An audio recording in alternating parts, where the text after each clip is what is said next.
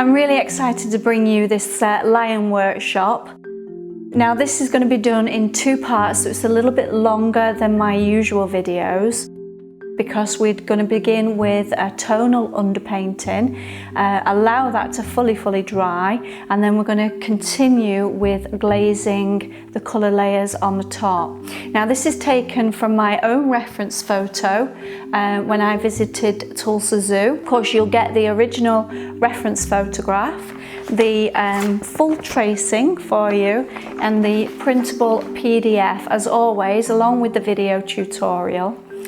I really think you're going to like this one. So this is a wash. You do need it to be nice and transparent so that you're able to see your pencil lines. Now I am going to come back to doing some more lifting out, but for now I think I've got enough information that I can now start adding in a little bit of dark.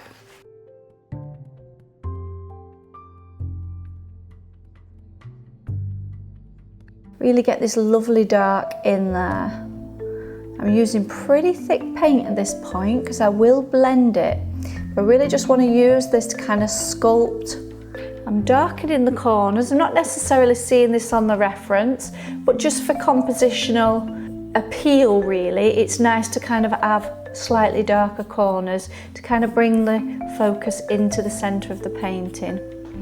And this is the technique I use for most of my commission pieces, most of my pet portraits. At this stage I'm going to let this fully dry before we move on to the oils. So there's real value in doing an underpainting to really establish the tonal elements of your composition. It also establishes the drawing as well and really sort of cements that down for you. This really does simplify the painting process. Now we must leave this to thoroughly dry, and then we'll switch to doing the glazing once that's dried. Again, you can see how easy, I'm still with the soft brush, but you can really see how easy it is for me to glide this over.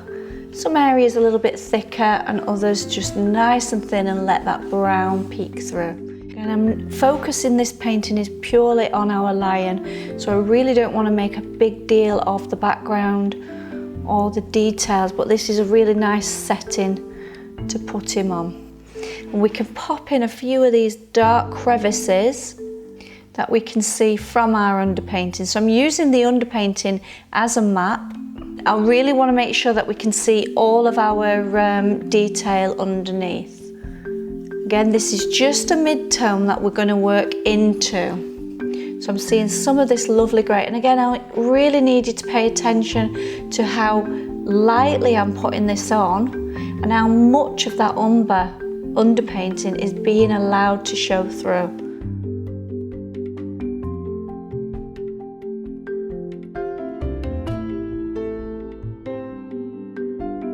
And again, I'm more than okay if we've picked up some of that background and it's tinting and adding natural shadow within your hair. And of course it's knowing when to stop, which I think is right about now. So I'm going to call that a finished painting.